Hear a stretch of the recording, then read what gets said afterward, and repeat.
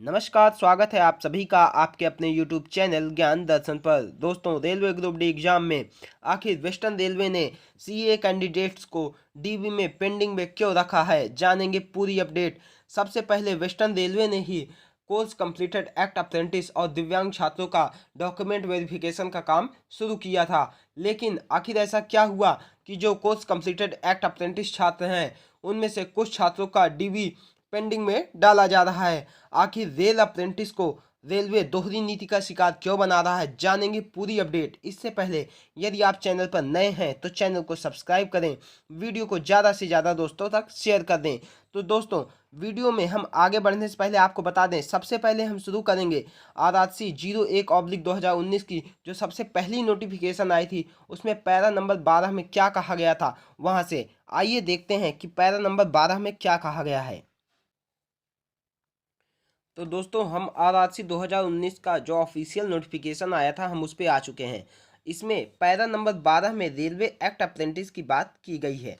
देखिए, यहाँ पे 12.1 में दिया है, रेलवे प्रतिष्ठानों में प्रशिक्षित सीए तथा राष्ट्रीय व्यावसायिक प्रशिक्षण परिषद द्वारा प्रदत्त राष्ट्रीय शिक्षा प्रमाण पत्र एनएसी पाने वाले के द्वारा भरी जाने वाली रिक्तियां अलग से रिक्तियां तालिका में दर्शाई गई हैं। यह पीडब्ल्यूबीडी एवं पूर्व सैनिकों के मामले में हॉरिजेंटल आरक्षण प्रकृति का होगा। बहरहाल, पीडब्ल्यूडी के मामले में विपरीत इस विधि द्वारा भरे जाने के लिए नहीं भरी गई रिक्तियों को आगे स्थानांतरित नहीं किया जाएगा। शॉर्टफॉल की स्थिति में रिक्त स्लॉट को संयुक्त मेधा सूची के अन्य उम्मीदवारों से भरा जाएगा।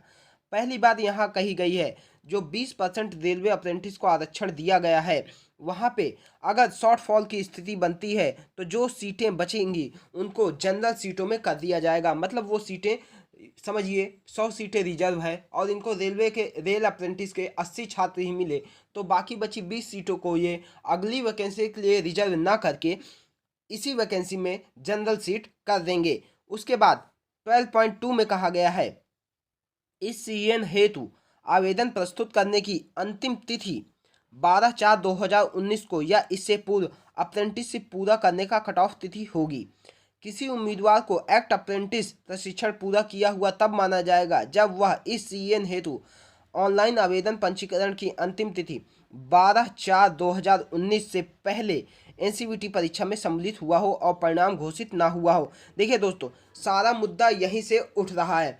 इस नोटिफिकेशन में बताया गया है कि कोर्स कंप्लीटेड एक्ट अप्रेंटिस हम उन्हीं को मानेंगे जो फॉर्म भरने की अंतिम तिथि 12 अप्रैल 2019 से पहले पेपर में बैठ चुके हों।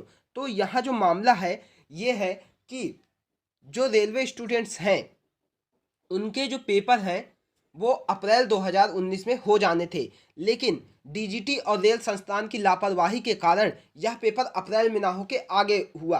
तो इसमें रेल अप्रेंटिस की कोई भी गलती नहीं है, ये तो आपको समझना चाहिए। यदि आप रेलवे अप्रेंटिस करा रहा है तो उसे पेपर टाइम से कंडक्ट कराना चाहिए। इस देश की विडंबना है कि यहाँ चुनाव टाइम से होंगे लेकिन पेपर टाइम से नहीं होंगे।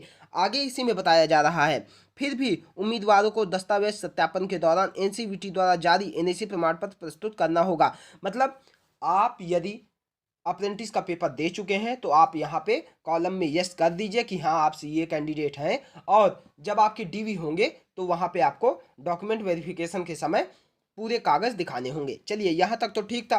कुछ अप्रेंटिस ऐसे थे जिन्होंने यस भी कर दिया था, लेकिन कुछ ऐसे भी थे जिन्होंने ये पढ़ के यस नहीं किया। आगे देखते हैं, यहाँ पे बताया गया है, सीए अन्य पात्र शर्तों को पूरा करने के लिए किसी भी आरआरबी आरआरसी के आवेदन के लिए पात्र होंगे, ना केवल उनके प्रशिक्षित रेलवे स्थापना के लिए।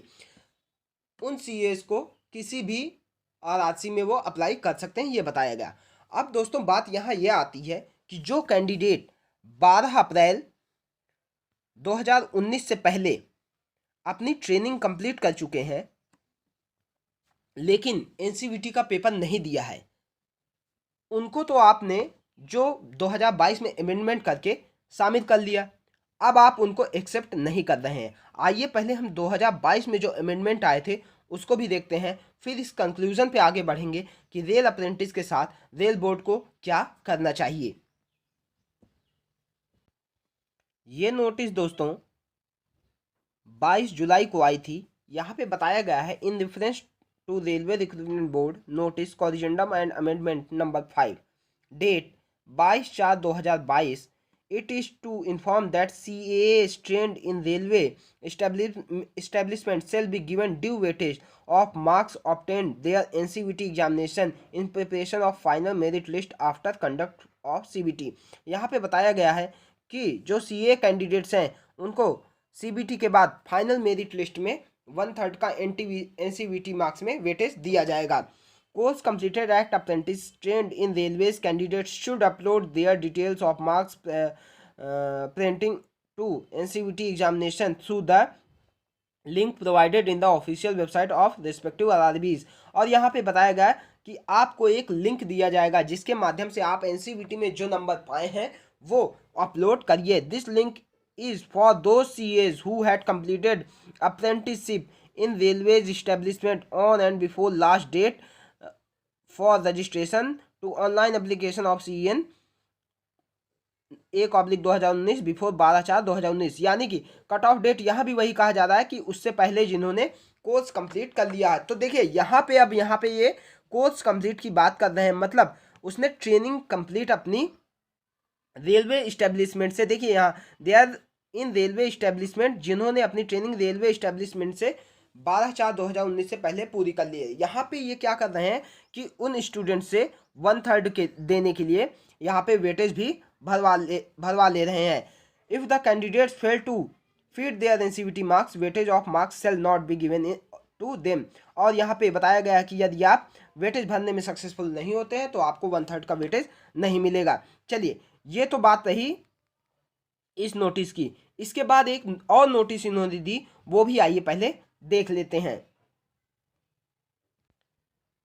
दोस्तों यहाँ ये इन्होंने फाइनल एक नोटिस दी, आइए अब उस पर भी देख लेते हैं। In reference of railway recruitment board notice corrigendum amendment number 5 date 22/4/2022। यहाँ भाई बताया जा रहा है कि 22/4/2022 को जो अमेंडमेंट करके आपको बताया गया था कि PET माफ होगा, आपको 1/3 वेटेज दिया जाएगा, उसी के क्रम में आगे बताया जा रहा है। The link was made live from 22/7/2022 to 10/8/2022 of course completed act apprenticeship. यहाँ पे बताया गया, जो अभी मैंने पिछला नोटिस पढ़ी, कि आपको 22 से 10 अगस्त तक एक लिंक दिया जाएगा जिससे आप अपने नंबर अपडेट कर सकते हैं। आगे बताया जा रहा है some candidates who have declared their qualification ITI NEC और CA in the application but have not ticked the column of being CA from railways, they could not upload their marks pending to NCVT examination. Now a modification link will once again be provided on all the official website of participating RRBs to those candidates who have declared their qualification ITI NSC CA but have not selected the column of being CA from railway on and before 12/4/2019 as they were earlier not sure that RRB will provide weightage to them। और यहाँ पे सीधे बताया जा रहा है कि ये उन कैंडिडेट्स के लिए है जिन्होंने 2019 के फॉर्म में यस भी नहीं किया था, उनको हम एक मौका दे रहे हैं कि वो यहाँ पे यस करें और अपने NEC और NCVT के मार्क्स को अपलोड करें। This link will give the last chance to all eligible candidates to fill CA data including marks pretending on NCVT examination. Link will be live from 2 days 12/9/2022 13/9/2022। यहाँ पे 2 दिन के लिए दोस्तों लिंक खोला गया था। ये उन कैंडिडेट्स के लिए था जिन्होंने 2019 की नोटिफिकेशन को पढ़ते हुए यस भी नहीं किया था और यहाँ रेलवे उनसे भी यस करने को बोल रहा है। और ये नोटिस आप देख सकते हैं 8 सितंबर 2022 को आई है। अब आइए कंक्लूजन पे चलते हैं। देखिए दोस्तों, अगर आपने पहले मेरिट में कहा था कि आप उन्हीं को मानेंगे जो 12/4 से पहले दे चुके हैं, तो आपको लास्ट नोटिस में इन स्टूडेंट से यस कराने की क्या ज़रूरत थी, आप उस पर ही रहते। फिर आप दुनिया भर के वेटेज दे रहे हैं, आप 5 साल में एक एग्जाम कंडक्ट करा रहे हैं, कुछ लड़के ओवर एज हो जा रहे हैं, और 22 में आप कह रहे हैं जो पात्र हो। तो 22 में तो ये सभी स्टूडेंट्स पात्र हो गए हैं, क्योंकि इनके हाथ में इनका रिजल्ट भी है, मार्कशीट भी है, और उस मार्कशीट पे लिखा गया है पासिंग ईयर, पासिंग मंथ अप्रैल 2022। तो यहाँ रेलवे बोर्ड को विचार करना चाहिए। एक तो आप इनकी सीटों को भी रिजर्व नहीं कर रहे हैं, उन सीटों को जनरल में डाल रहे हैं। उसके बाद आप इन सभी का जो पास कैंडिडेट है इनमें उन्हें भी सिलेक्ट नहीं कर रहे हैं, उन्हें भी पेंडिंग में डाल रहे हैं। तो रेल बोर्ड को कहीं ना कहीं यह ध्यान देना चाहिए कि इन कैंडिडेट्स को, जिन्होंने आपकी नोटिस को पढ़ के यहाँ पे बाद में यस किया है, या जिन्होंने एनसीवीटी मार्क्स चढ़ाए हैं, उन सभी को, जिनकी ट्रेनिंग रेल इस्टेब्लिशमेंट में 12/4/2019 से पहले या 12/4/2019 तक कंप्लीट हो गई है, उन्हें, उन पास कैंडिडेट्स को रेलवे डीवी कंडक्ट कराकर रेल इस्टेब्लिशमेंट पे शामिल करे। ऐसा रेलवे को करना चाहिए। लेकिन यहाँ पे रेलवे, अभी मुंबई में ये हुआ है, वहाँ पे डीवी पेंडिंग में डाल दी गई है। आगे सुनने में आ रहा है नागपुर में भी डीवी पेंडिंग में डाली जा रही है, उनकी पेंडिंग करा के उनको डीवी करा के उनको पेंडिंग में डाला जा रहा है। और ऐसा ही सुनने में रायपुर में भी आ रहा है। तो यहाँ पे सभी सीए एस्पिरेंट्स जो अप्रैल 2019 में पासिंग मंथ जिनका दिखा रहा है, उन सभी को यूनाइट होने की ज़रूरत है, और आप यूनाइट होके ही अपना हक ले सकते हैं। यहाँ पे आपकी बिल्कुल भी गलती नहीं है, चूँकि अगर आरआरसी को यही करना था तो जो इन्होंने 8/9/2022 को नोटिफिकेशन दी कि 12 से हम लिंक खोलेंगे, उस लिंक में ये जब सर्टिफिकेट इश्यू डेट मांग रहे थे, उसमें लड़के फरवरी 2020 डाल रहे थे, तो उसको रेलवे ने एक्सेप्ट क्यों किया? क्या इनके पास ऐसा मैकेनिज्म नहीं था जिससे ये उन कैंडिडेट्स को छांट के बाहर कर सकते थे? तो रेलवे यहाँ पे सीधे तौर पर सीए कैंडिडेट्स के साथ एक धोखा कर रहा है। पहले तो आपने उनको जनरल से हटा दिया, मतलब कि वो सामान्य तरह से फाइट करते उससे हटा के आपने सीए में डाल दिया, अब उनको सीए से भी बाहर कर रहे हैं। तो यहाँ पे रेलवे बोर्ड इन एस्पिरेंट्स के भविष्य के साथ खिलवाड़ कर रहा है। तो सारे एस्पिरेंट्स एकजुट रहें, और एकजुट रहने से ही आपको यहाँ पे आपका अधिकार मिलेगा, और निश्चित तौर पे मिलेगा, क्योंकि रेलवे यहाँ पे खुद फंस चुका है। रेलवे को खुद नहीं पता था कि उसे क्या करना है, बस लिंक प्रोवाइड कर दिया, मामले को दबाने के लिए उसने ये सब किया है। तो दोस्तों, यदि आपको वीडियो पसंद आया हो, वीडियो को लाइक करें, चैनल को सब्सक्राइब करें, और ज़्यादा से ज़्यादा दोस्तों से शेयर करें वीडियो को। और जितने भी एस्पिरेंट्स अप्रैल 2019 में पासिंग ईयर उनके दिखा रहा है, वो सभी यूनाइट होकर एक साथ आवाज़ उठाएं, जिससे उनको उनका अधिकार मिल सके। धन्यवाद।